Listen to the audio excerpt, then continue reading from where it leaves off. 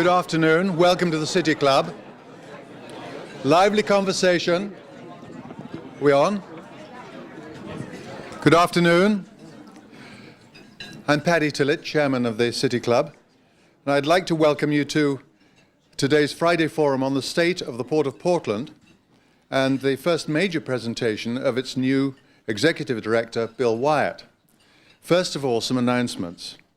Join us on Friday, November the 9th, for another timely presentation on terrorism from local resident and world-renowned expert on terrorism, Dr. Gary Pearlstein of Portland State University.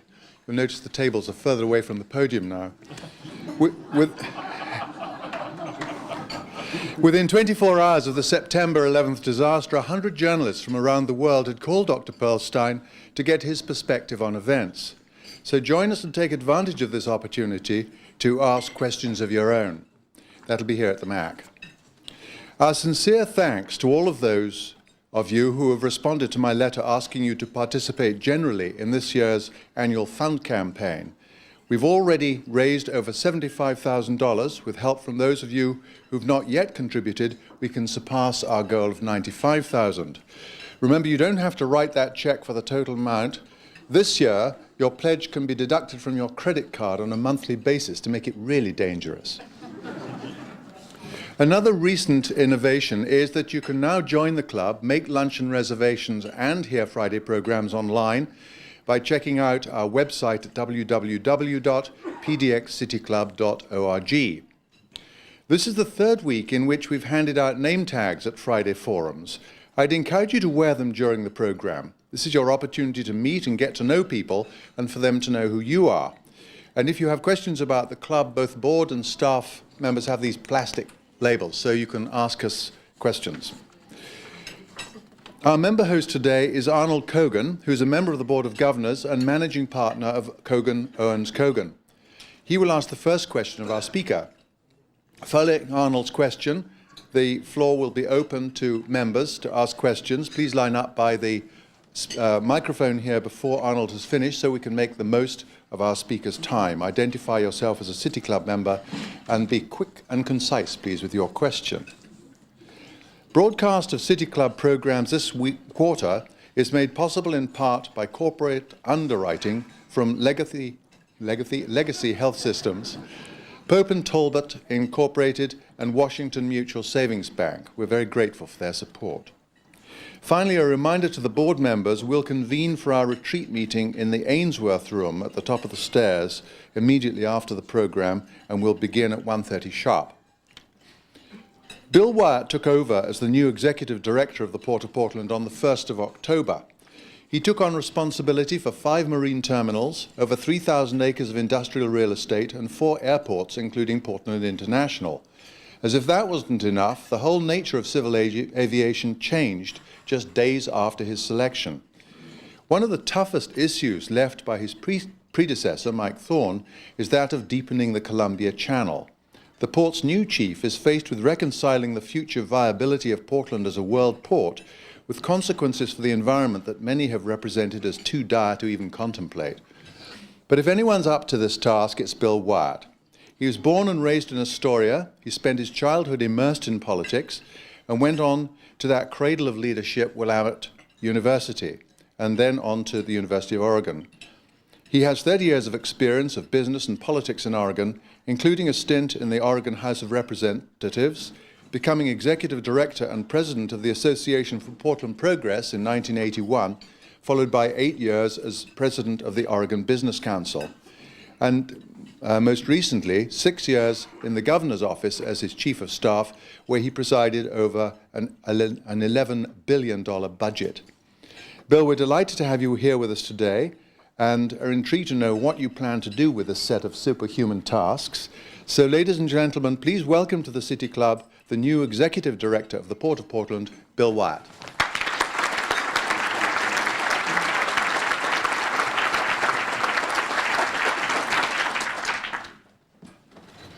Well, before I begin, I think a couple of acknowledgments are in order, and I'd like to start with my spouse, Mary Souther Wyatt, who's over here with a mouthful and will probably not forgive me.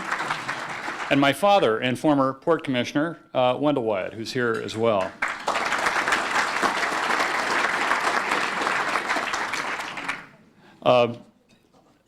I look out at an audience full of former port employees from years recent and, and long past, and so I suppose it's appropriate of me at this point to welcome members of the City Club here to this meeting of the Alumni Association of the Port of Portland, including its former director, Lloyd Anderson, who was kind enough to give me some very sage advice upon having been selected for the position. And we'll go into that later, perhaps, in the question and answer session. I think most of you probably know more now than you ever wanted to know about the search for a new Port of Portland executive director. The media reported on, analyzed, and dissected every aspect of the long, drawn-out process. Local cable access even covered the job interview. In fact, this process will always be known as the first ever attempt at scratch and sniff executive recruitment. Another 30 days and it could easily have become poke, gouge, and mangle. You know, then there were the accusations of political pressure being applied on my behalf. I was thinking how silly that was just this morning while driving here from a meeting at Kitzhaber International Airport.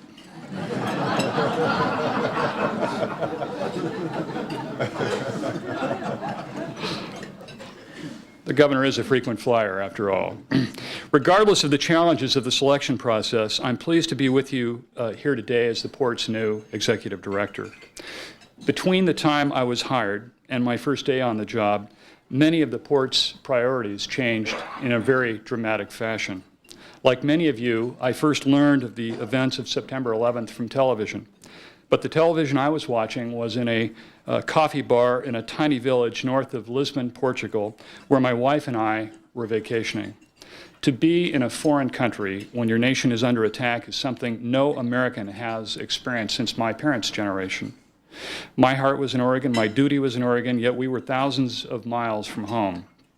The borders were closed, all flights were canceled, and the urge to come home immediately was overwhelming. Yet the ability to travel, the freedom of movement that we have taken so much for granted, was impossible. First and foremost, the attacks were directed against innocent human beings, but the terrorists were also attacking our freedom to move goods and services, capital, people, and ideas unencumbered around the world.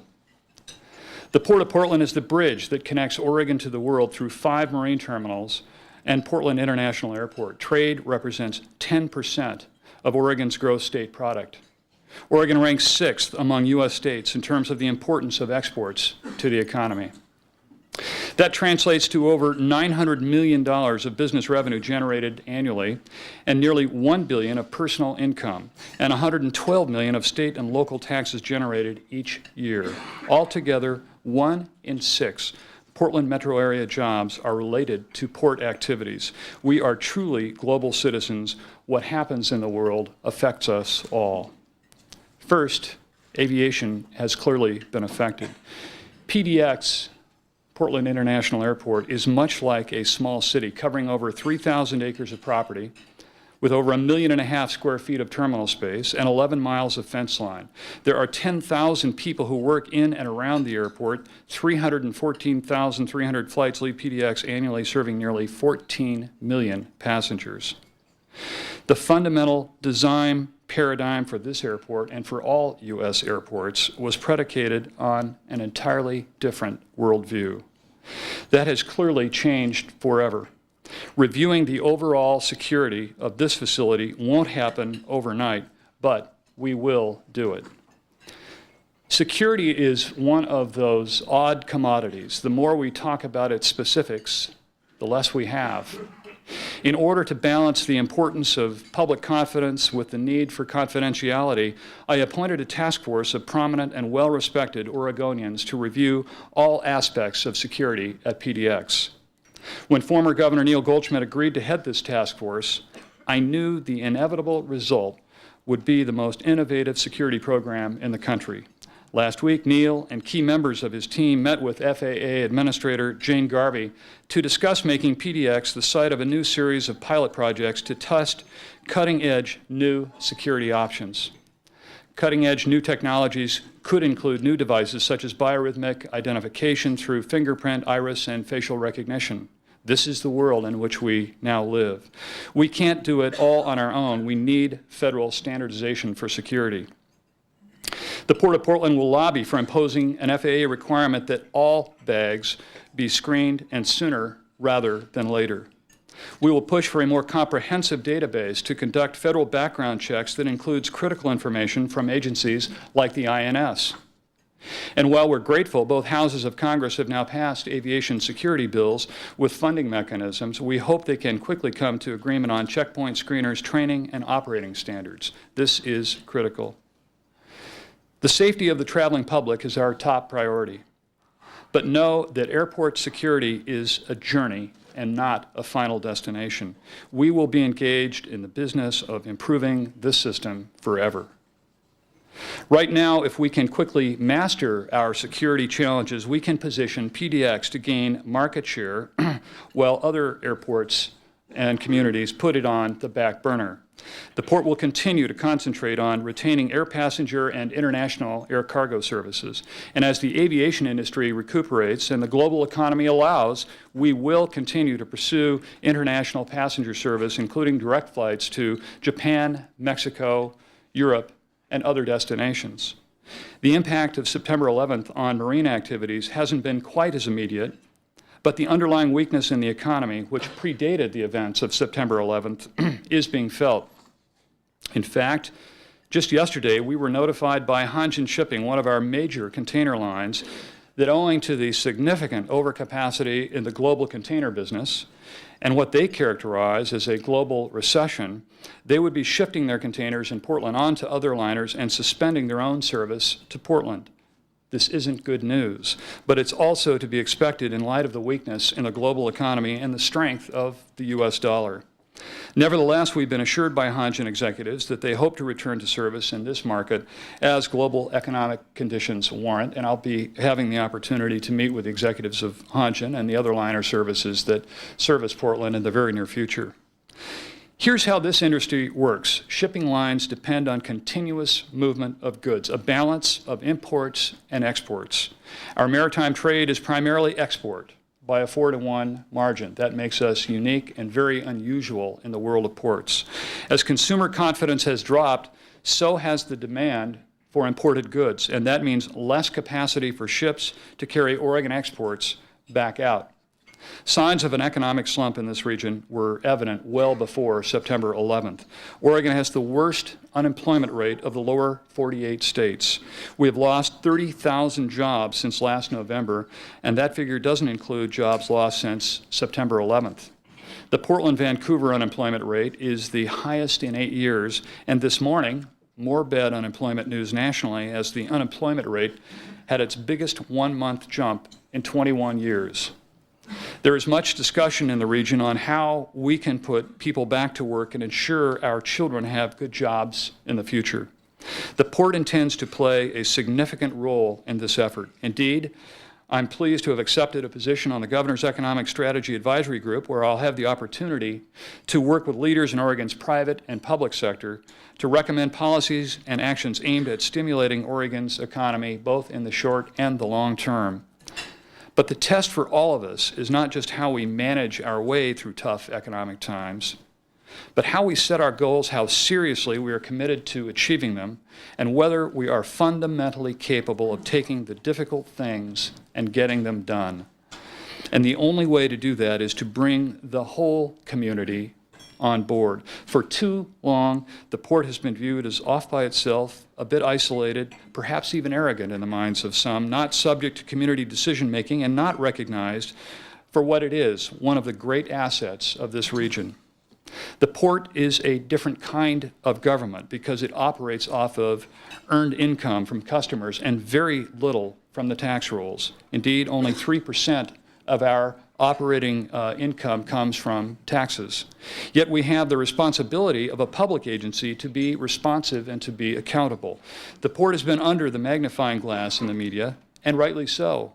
In fact, we welcome a closer look at our decisions. We are a public organization and can't move forward on our own. We simply can't impose a third runway or a Columbia River Channel improvement project. The community, the larger community, has to be informed, involved, and supportive. There will be changes within the port to make us more open and receptive to input from the public, elected officials, the environmental community, public agencies, and other stakeholders. While this work is already underway, I intend to lead by example through outreach and public discussion. It may take a little more work, a little more sweat, and a little more time to reach appropriate conclusions, but in the end, it will be worth it. Our economic responsibilities haven't changed since 1891, when the legislature first created the port to maintain and improve harbor facilities. What has changed is our knowledge of what else we as a community want and need. If it is true that the economy is meant to serve people, then the economy must not do certain things. It must not poison the water, foul the air, strip mine our natural resources, or degrade our quality of life. Recession must not spell retreat when it comes to the environment. So along with greater community involvement, the port will be more sensitive to environmental concerns. I believe it's our duty to find the balance between two vital forces in Oregon society: a healthy environment and a healthy economy. The point at which these forces are in balance is called the public interest. I want to assure you of this. We at the port see ourselves as trustees for those who come after us. We will not sell out future generations for short-term fixes. The Port of Portland has taken on the challenge of fundamentally changing the way we do business by incorporating environmental principles into all aspects of our operation. To further this point, I'd like to make you aware of an organizational change that I announced just this week to the Port Commission and staff. The Port of Portland's management structure includes several directors who report to the executive director and have management responsibilities for the various operations and business functions of the port, including human resources, policy and planning, engineering, aviation, marine, public affairs, finance, and administration. Today, there is an additional director, Cheryl Kashuda, who has been the Corporate Environmental Services Manager for over 2 years, is now the port's environmental director. And I'd like to just pause for a moment and recognize Cheryl, who's in the back of the room here today.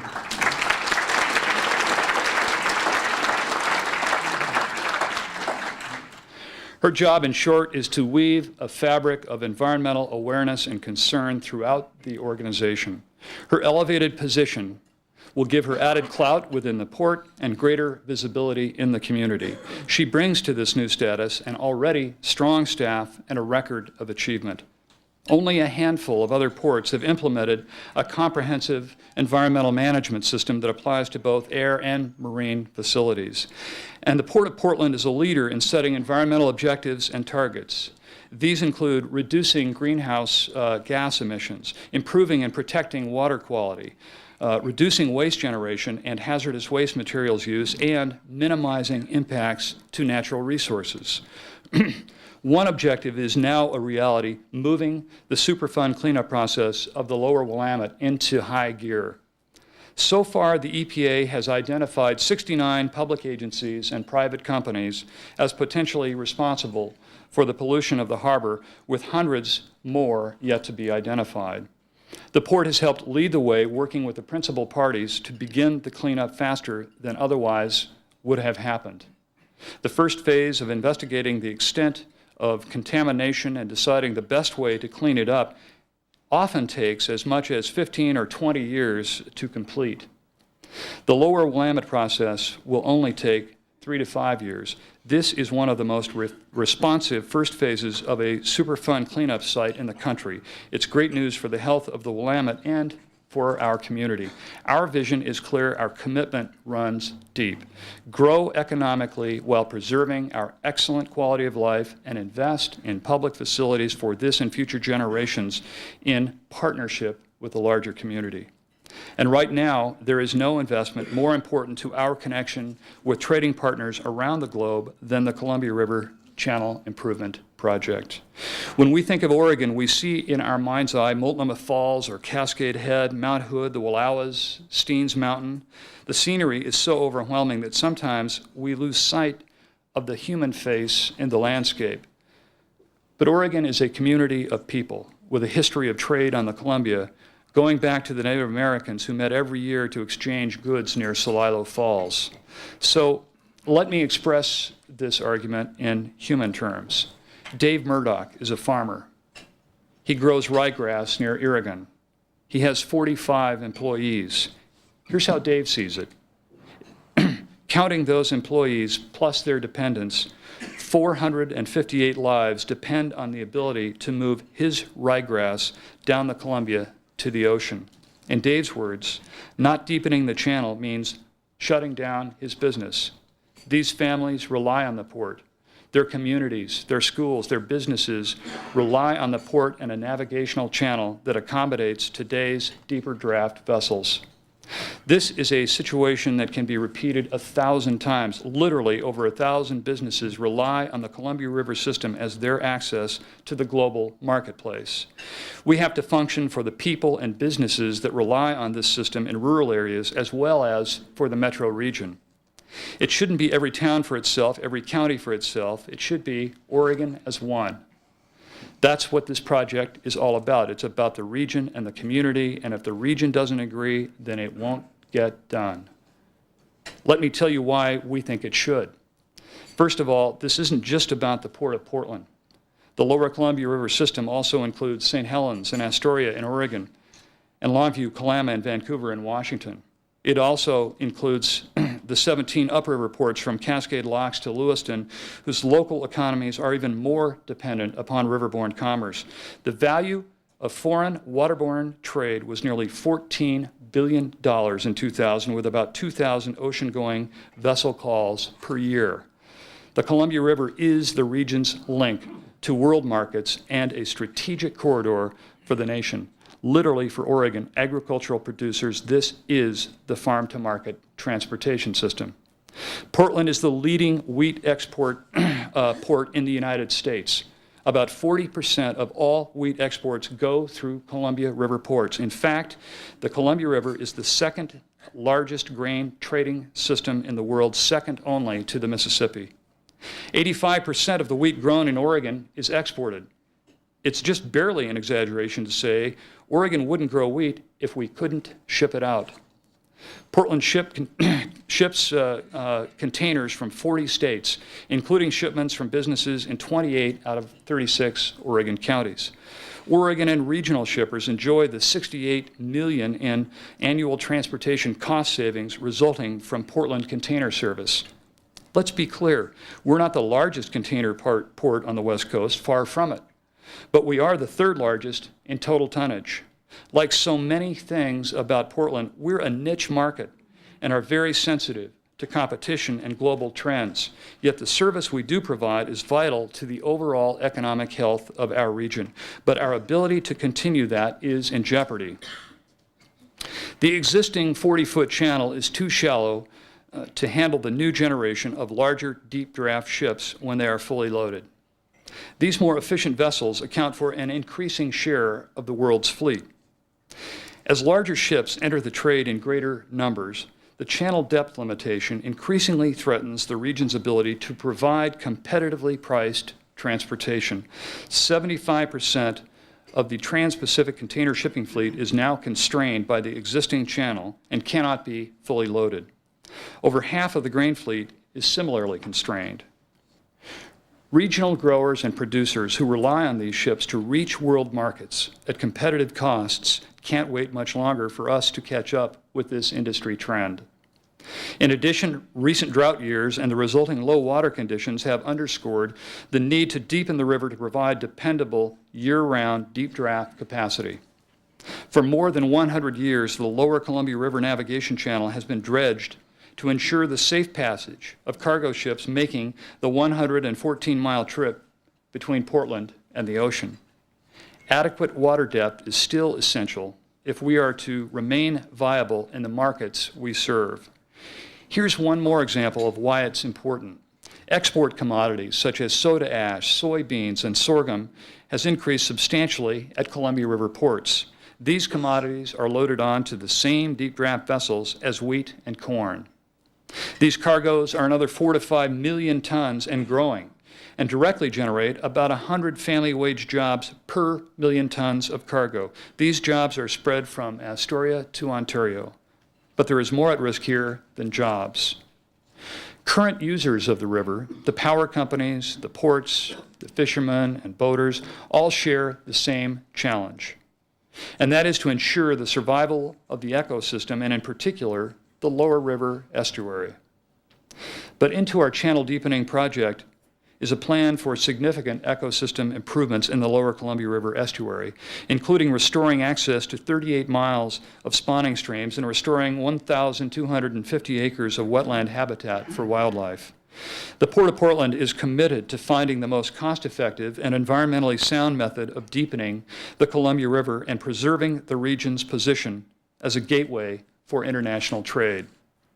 During the past 9 months, an independent panel of scientists has reviewed the endangered species questions surrounding this project and has concluded that there is no measurable link between this project and negative impacts on salmon. Along with other project sponsors, the port will continue to work with regulatory agencies and environmental and community groups to meet or exceed federal and state environmental requirements. The economic and environmental health of the lower Columbia River are integrally linked. Neither is likely to prosper without the other. We must be, and we are, committed to both. Let's not walk away from over a century of investment and commitment to put Oregon on the map in the world marketplace. Let's complete the Columbia River Channel Improvement Project and ensure that businesses, farms, and families around the state continue to receive the benefits of access to global maritime trade. If we do nothing, if we withdraw from the world, we run the risk of becoming a colony of states and nations whose global competence exceeds our own. As the director of the Port of Portland, I will not shirk from this responsibility. I will continue to make the case for this project, and I will do so at every opportunity. If I sound like I take this personally, I do. The river has always been a powerful presence in my life. I grew up in a home high on a hill in Astoria overlooking the Columbia River.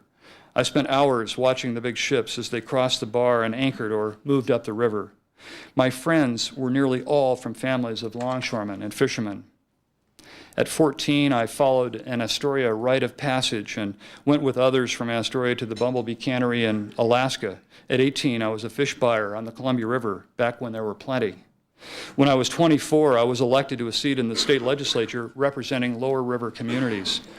I saw and experienced what happened when fishing, canning, and lumbering industries went away. I know what loss of jobs and income can do to people and to their way of life. These are different times with different interests and values at stake, but the challenges remain the same: to mobilize our resources, reach for opportunities, and out-hustle the competition. It's up to us to prove that our way, the Oregon way of balance and reason, of consensus and compromise, will meet those challenges. I wanted this job because I saw it as the best way for me to contribute to Oregonians' ability to thrive and prosper. I invite you to join with us at the port to help guarantee that the benefits of world trade continue for generations to come, and that freedom of movement for both markets and people will not be denied. Thank you.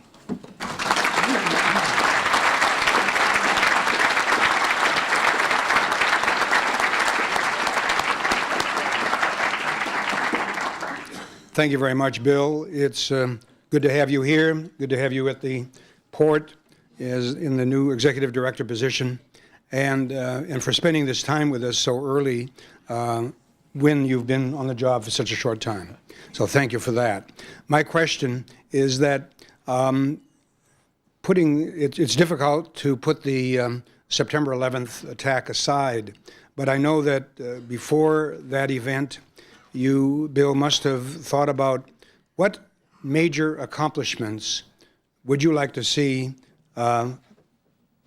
undertaken and completed during your term of duty as executive director. Could you share with us a short list of what those major accomplishments look like? Well, Arnold, you're right. It is a little hard to put it aside because it's had such a fundamental effect on the structure of everything we do and everything we are. And it's difficult now to know how that will really affect our ability to achieve certain of those accomplishments. But I think it is safe to say that during my time, my watch, if you will, one of the most important things we can accomplish is to retain our access to global markets. I erred earlier in not acknowledging the presence of my boss, the president of the Port Commission, Jay Waldron, who's fond of saying that Portland's access to global markets, this channel, if you will, is what separates Portland from Des Moines. And if you are familiar with Des Moines, you'll appreciate that. We're about equidistant from that kind of access. We have it, they don't. And I think it's a fairly fair analogy. So the channel project and all that surrounds it, I think, is a critically important piece of work. It's an enormous undertaking.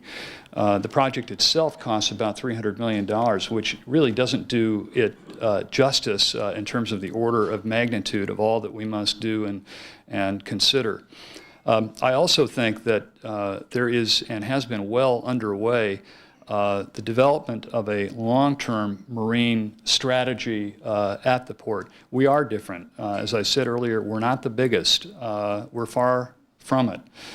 We have our own niche. The niche that we have tends to be in the areas of bulk cargoes, bulk minerals, and the like.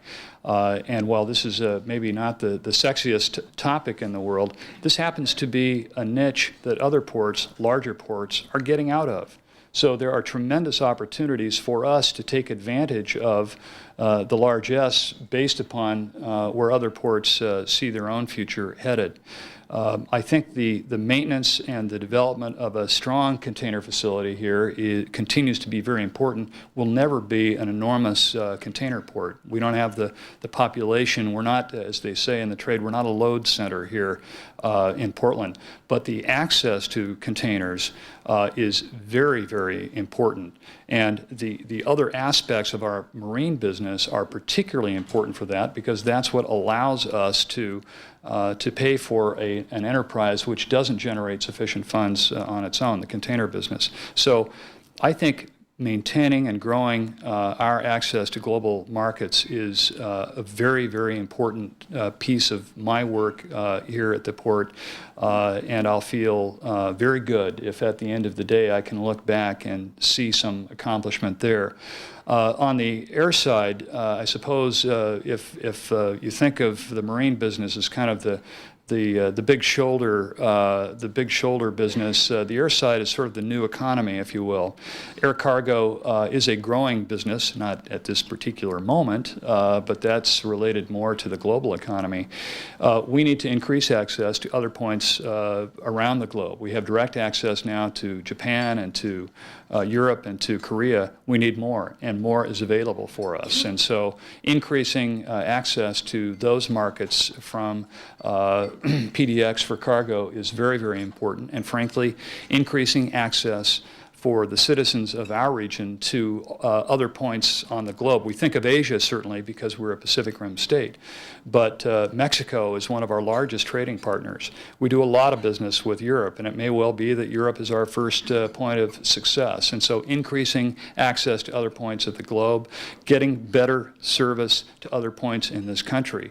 Those of you who fly to New York frequently, I'm sure can relate to the frustration of the on-again nature of direct service to New York. but it's critically important. It's very important for the large businesses here and for the small ones as well. And so that gives you a general take on where I'd like to see things move.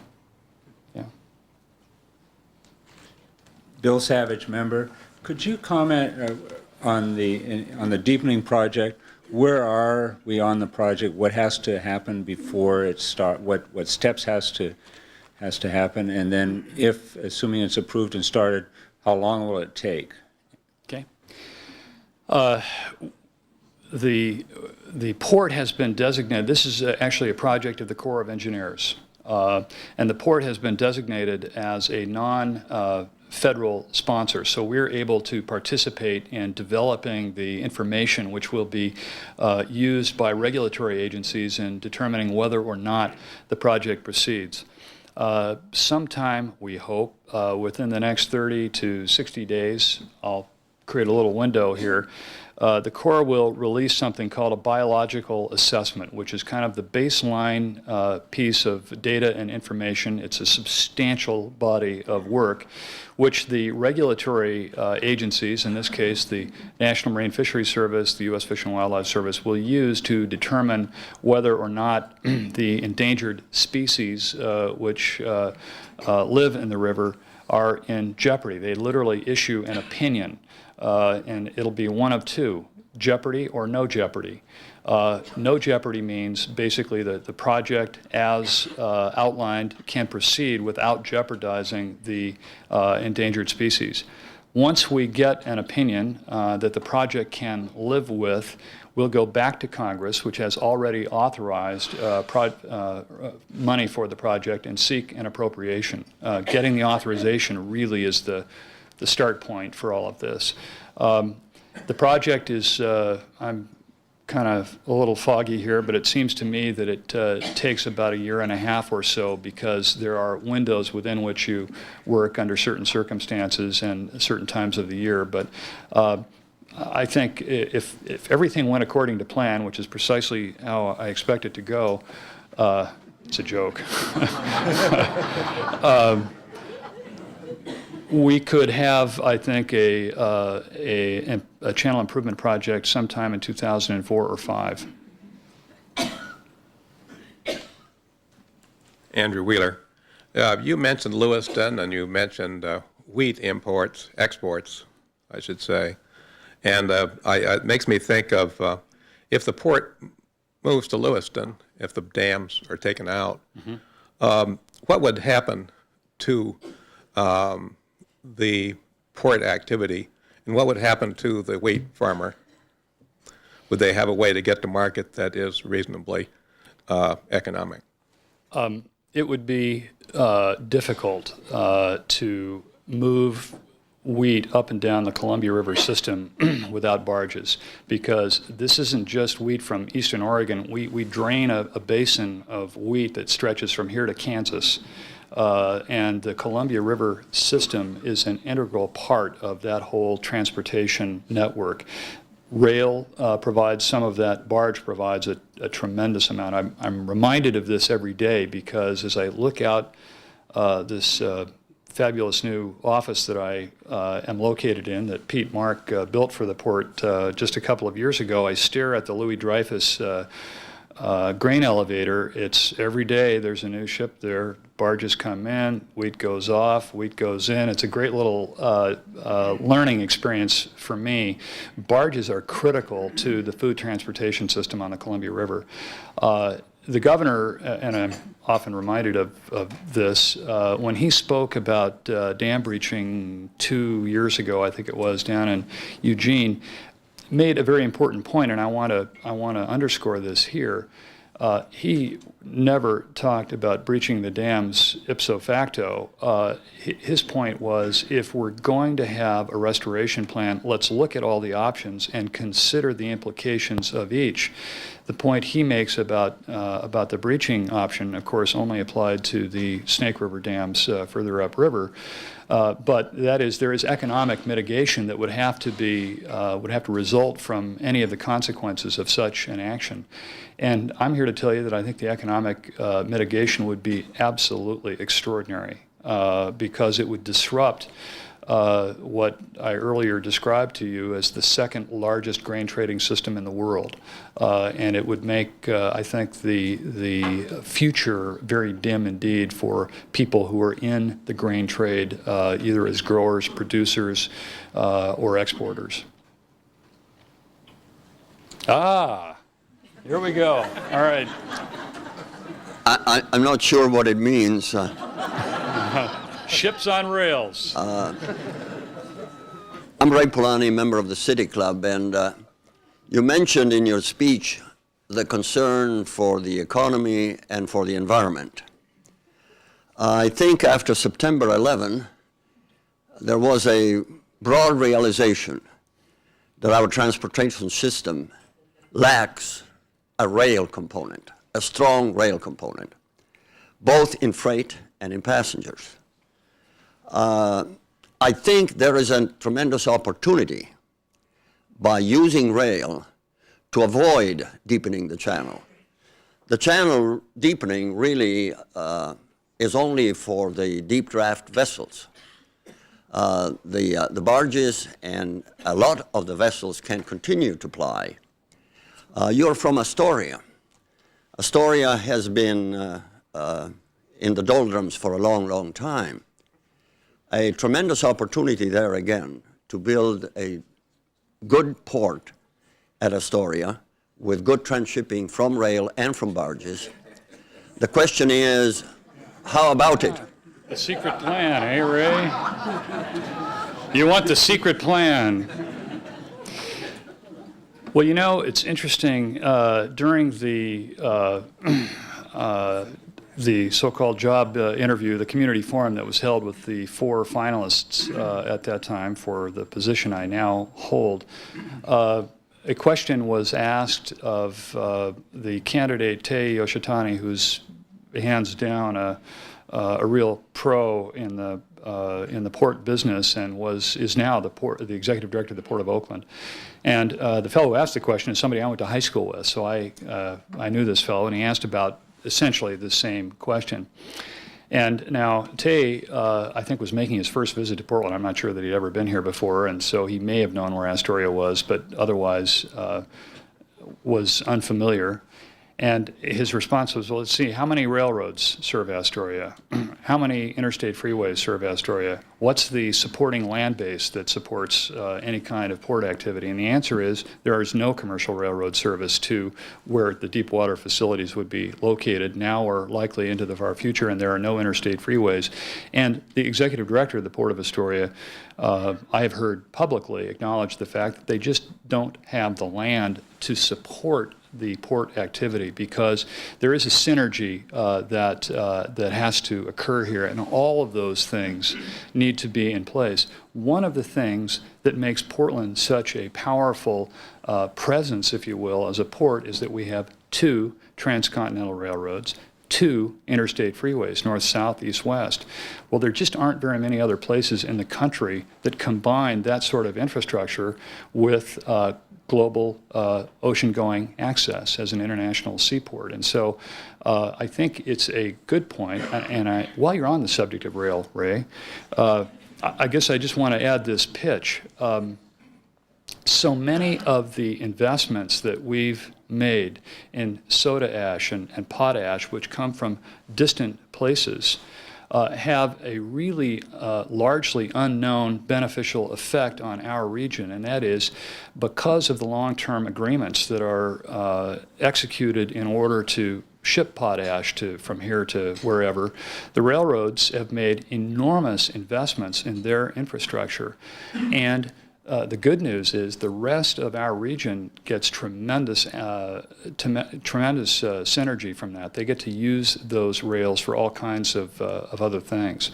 And so I think you are right to point out the importance of rail, and I frankly agree with you. I'd love to see high-speed rail between Portland and Seattle, and will do everything I can in my role to encourage it, because I think having alternatives is a good thing. And I also think that the Congress may well be rethinking their commitment to rail in a positive way as a result of what happened on the 11th.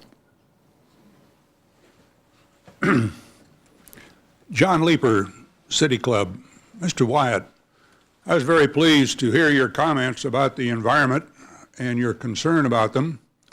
I would propose that you add one more subject to your environmental considerations: noise pollution. Noise pollution impacts countless thousands within the Portland metro area, ranging, for heaven's sakes, from the east end of Metro's area on out to Hillsborough and beyond. This is, in my mind, a significant subject for the much vaunted and talked of Oregon quality of life. What are your thoughts on adding that to your environmental consideration and giving it some emphasis? Well, first of all, you're right to raise this subject, and I think it's a fault of mine for not having mentioned it in my speech, because you can hardly run an airport without giving full thought and consideration to noise. It's an enormous subject. And I will say that we are in the midst soon of participating in a major noise study. It has a long, fancy name, but the reality is that we'll be working with airport users and stakeholders to do an extremely in-depth study of noise at the airport in particular, which is the primary source I assume you're addressing. And we have made some progress on that front, and I will say also I'm enormously impressed with the responsiveness of airport staff to noise-related issues. But it's pretty obvious to me that should we need to expand the airfield infrastructure to accommodate growth, we're not going to be able to do so if there is and remains a substantial noise problem at PDX. It is a pervasive and I think very, very important issue for us. And as I said, it's a lapse, if you will, and I apologize for not having mentioned it in my speech, but it's not because it isn't an important subject to us. It's a very important subject to us. Could I just add one last comment? Yes, sir. As a follow-on. Noise pollution doesn't just come from PDX. A significant amount of it also comes from Hillsborough and Troutdale. Can you repeat that, because it wasn't in the microphone? Yes, the final point was PDX is not the only airport where noise is an issue. There are significant amounts at Hillsborough and at Troutdale, and I concur. Ogden Beeman, member. Bill, you mentioned that Port of Portland is one of 69 potentially responsible parties on the lower Willamette River. So far. So far, and counting. I know up to date the port has played a much larger role than that of one of 69 PRPs, and I wonder if you could give us a little insight as to how the port's role might be unfolding as this project unfolds. Mm-hmm. Well, I suppose it's my fate here because I was, as the governor's chief of staff, very involved on the other end of this process, and now I'm having to live with my own words a little bit, I suppose. The port, first of all, I think early on recognized what an enormous challenge that the Lower Willamette Superfund represented, because this is a working harbor. We have port facilities, but there are also a huge number of private marine terminals there as well, and so it's very, very important to us. We have staffed up, and we have some of the finest environmental professionals. I'm not just blowing smoke. These are really first-rate people who we have hired to address all of the attendant issues surrounding a cleanup. We worked very closely with the other major players. There are 69 identified now. There will be well over 100 by the time all is said and done who've made some contribution over time to the problems and the challenges in the Lower Columbia, or in the Lower Willamette. But the reality is, a relative few comprise the working majority, if you will, and represent, I think, critical mass is how I would characterize it. This is a group with whom we've worked very closely and very carefully. And this 3 to 5 year period that I mentioned earlier is a huge win. Now, I'm sure you're all thinking, God, 3 to 5 years, how long can it take? Well, Commencement Bay, which, if you're familiar with Tacoma, is a huge Superfund site. I think it was designated back in 1980, something like that. So it can take a long time. We're almost further along than they are already. And I think that the ability to work with this critical mass of potentially responsible parties owes, in some part to the energy and the commitment and the motivation of the port to make it happen. I want to be careful here because this is a team effort with our partners, with the gas company and with Gunderson and so many of the others and the city, for example, who've played a very important role in this. But because it's a working harbor, this is our front yard, it is particularly important to us. And so we've made, I think, an extraordinary commitment of time and resources to be sure that it gets done and that it gets done right. I have some questions from the floor here. The first one, different direction altogether. Do you favor electing or appointing port commissioners, and why?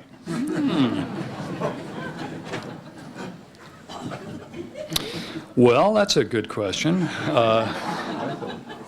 We're done with the softballs, huh? Okay. Well, I'll just share an opinion with you. I don't mind taking a flyer at that, and that's all you're getting is my opinion now. I'm off the payroll for a moment.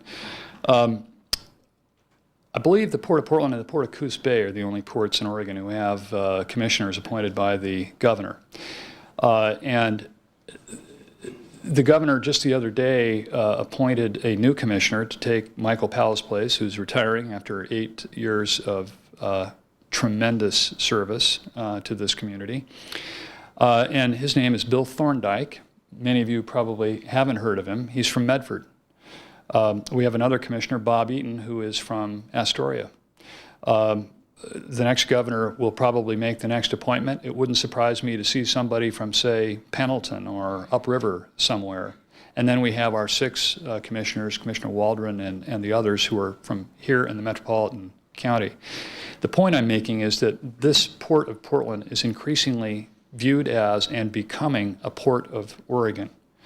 And so to elect commissioners with that kind of responsibility would be a very difficult thing to do. I don't know that you would or could or should elect them on a statewide basis. On the other hand, given the impact of this organization statewide, I'm not sure how fair it would be to elect commissioners from just this region. And so I think that leads me to conclude that the current system is better than an elected system would likely be. I have another one, which might be a good follow-up. Can you see the Port of Portland potentially investing jointly with Oregon's other deepwater ports?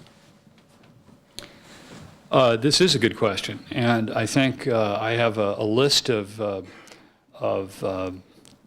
to-dos from the Port Commission, and one of them lands underneath the rubric of port cooperation.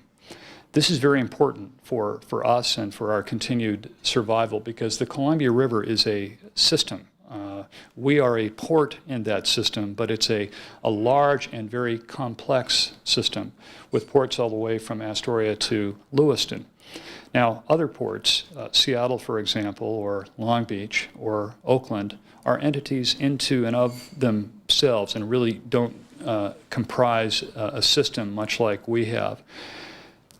We have a system also that is never going to be the biggest in the world, and so we're often the tail wagging the global dog. Competition in the marine business is brutal. And it's very important, in my view, that we work in very close harmony with our colleagues in the port and related businesses up and down the river so that we're not simply competing with one another for a shrinking pie. Because if we want to maintain the quality of the infrastructure we have and our access to these very sensitive and competitive markets, we're going to have to work together. And so this notion of port cooperation is very, very important. It's high on my list. I've already met with my counterpart at the Port of Vancouver, who shares this view, and I think, I hope at least you'll begin to see the fruits of these relationships unfold in the weeks, months, and years to come, because it is a critically important piece of our future. Hello, Corleen Craft, City Club member. Bill, I'm wondering if there is any coalition between port commissioners around the country, and if so, are you making any attempt to influence the national legislature on whether or not employees at the airports should be federal employees, and what is your personal opinion on whether or not they should be federal employees? Kind of knew this would come up. Lloyd, did you salt this one in there? Lloyd warned me that he was going to ask this question, but yeah.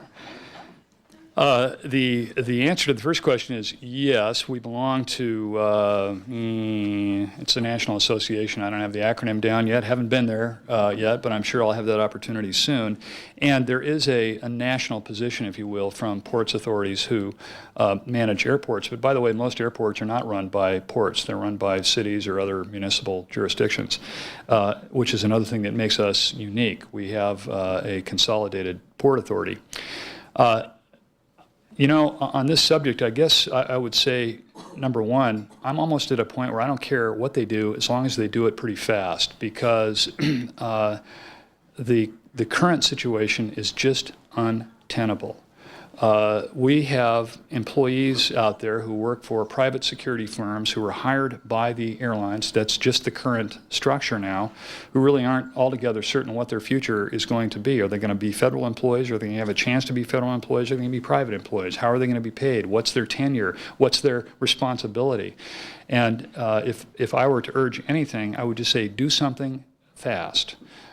Because I think it is very, very important. And if you understand how this current system works with checkpoint screeners, it goes something like this.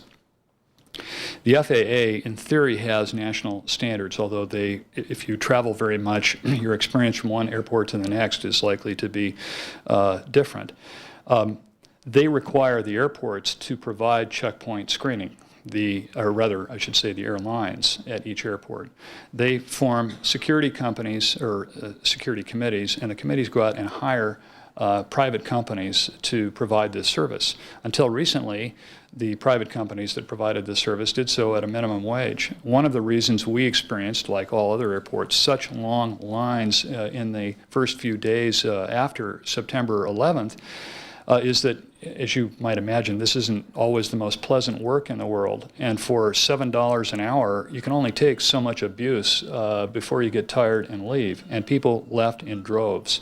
The airlines then decided to increase the salary of these folks up to $12 an hour, and that's really made a big difference, by the way.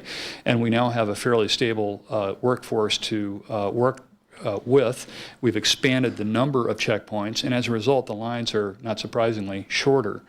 As to whether they are federal employees or employees of private companies, it can work either way. I'm quite satisfied of that, but the current structure is awful. Our security task force that we hired is staffed by a fellow by the name of Ray Mathis, who you may or may not have heard of. His title now is the Executive Director of the Citizens Crime Commission, but he's a very extraordinary fellow. He's a former FBI agent.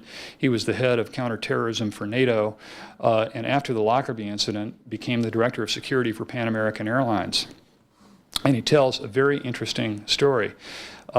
They did a complete top-to-bottom review of everything related to security in that airline. They set their standards really high. That was really expensive and just about drove them out of business because none of their competitors followed along. And so as long as we leave checkpoint security to the pressures of airline competition, which is brutal, you can expect pretty much what you see. And so I think it is very important to disrupt that system and to replace it with one that has national standards and a financial mechanism that is dislodged from competition, because that's not the way it should be. Well, that brings us to the end of our time. Thank you very much, Bill. We will wish you very well.